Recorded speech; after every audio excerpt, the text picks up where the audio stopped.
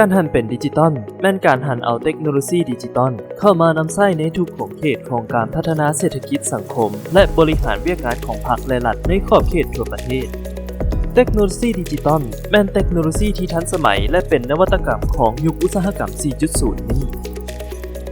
การหันเป็นดิจิตอลแม่นขบวนวิวัฒน์ที่สำคัญในยุคแห่งการปฏิวัติอุตสาหกรรมครั้งที่ 4 ที่เป็นท่าเอียงรวมของโลก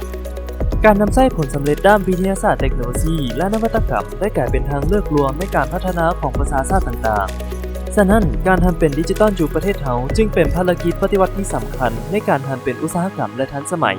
ตามแนวทางเปลี่ยนแปลงใหม่ของภาคเฮาและเพื่อบรรลุการพัฒนาเศรษฐกิจสังคมของประเทศเฮาในเฉพาะหน้าและยาวนาน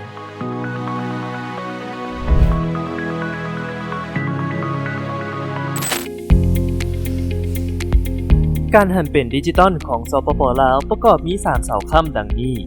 1. สังคมดิจิตอล 2. เศรษฐกิจดิจิตอล 3. รัฐบาลดิจิตอล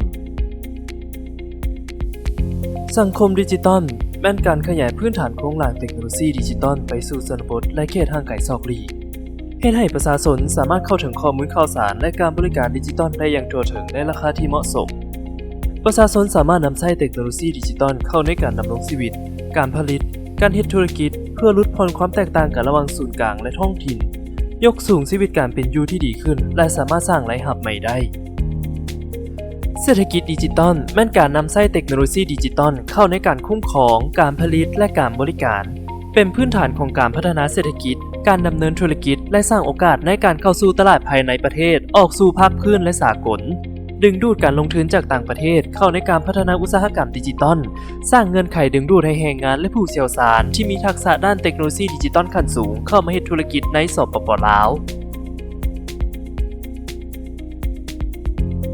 วิสัยทัศน์การพัฒนาเศรษฐกิจดิจิตอลแห่งชาติระยะ20 ปี 2021-2030 นำใช้เทคโนโลยีดิจิตอลอย่างกว้างขวางในทั่วสังคมเพื่อเป็นเครื่องมือสำคัญในการขับเคลื่อนทุกแขนงการให้มีการขยายตัวอย่างเข้มแข็งและยืนยงสร้างพื้นฐานการผลิตการบริหารแบบอัจฉริยะสร้างตัวเมืองอัจฉริยะเฮ็ดให้เศรษฐกิจดิจิตอลสร้างรายรับให้ได้ถึง 10% ของ GDP พัฒนาทรัพยากรมนุษย์ให้มีความเชี่ยวชาญและสามารถเป็นเจ้าเทคโนโลยีดิจิตอลสร้างแรงงานที่มีทักษะทางด้านดิจิตอลกว่าเอา 4% ของแรงงานทั้งหมดยุทธศาสตร์การพัฒนาเศรษฐกิจดิจิตอลแห่งชาติระยะ 10 ปี 2021-2030 มีดังนี้การพัฒนาทางด้านนิติกรรมการพัฒนาพื้นฐานโครงหลังการพัฒนาฐานระบบหรือแพลตฟอร์มการพัฒนาทรัพยากรมนุษย์ด้านดิจิตอลการพัฒนาผลิตภัณฑ์และการบริการการพัฒนาความปลอดภัยของการนำใช้เทคโนโลยีดิจิตอลการนำใช้ดิจิตอลในทั่วสังคม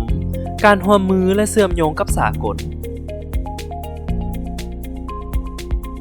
แผนพัฒนาเศรษฐกิจดิจิตอลแห่งชาติระยะ 5 ปี 2021-2025 แผนที่ 1 สร้างและปรับปรุงกฎหมายแผนที่ 2 ปรับปรุงและขยายพื้นฐานโครงหลังแผนที่ 3 สร้างการเชื่อมโยงและเชื่อมจอดแผนที่ 4 สร้างรัฐบาลดิจิตอลแผนที่ 5 สร้างระบบการชำระด้วยดิจิตอลแผนที่ 6 พัฒนาทรัพยากรมนุษย์ด้านดิจิตอลแผนที่ 7 ส่งเสริม MSME และธุรกิจสตาร์ทอัพแผนที่ 8 ส่งเสริมการผลิตด้วยระบบดิจิตอลแผนที่ 9 พัฒนากสิกรรมด้วยระบบดิจิตอล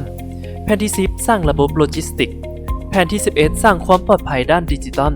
แผนที่ 12 สร้างความพร้อมเพื่อสร้างเมืองอัจฉริยะแผนที่ 13 สร้างกองทุนการหันเป็นดิจิตอลแผนที่ 14 เปิดกว้างการร่วมมือกับต่างประเทศรัฐบาลดิจิตอลแม่นการหันการบริการของภาครัฐในทุกแขนงการให้กลายเป็นการบริการผ่านระบบออนไลน์ปรับปรุงระบบการเก็บรายรับและคุ้มครองรายจ่ายโดยผ่านการชำระทางด้านอิเล็กทรอนิกส์ปรับปรุงระบบห้องการทันสมัยของภาครัฐเป็นต้นแม่นระบบคุ้มครองเอกสารอิเล็กทรอนิกส์ระบบเครือข่ายภาครัฐและระบบกล่องประชุมทางไกลองค์ประกอบของการพัฒนาระบบบริหารรัฐดิจิตอลเพื่อภาครัฐมีดังนี้ระบบวิดีโอคอนเฟอเรนซ์ e-office อีเมลระบบ e-portal g-web dashboard e-license ระบบ g-net office-net ศูนย์ IT ภาษาลาวโปรแกรมลาวระบบ g-chat g-share e-disaster และอื่น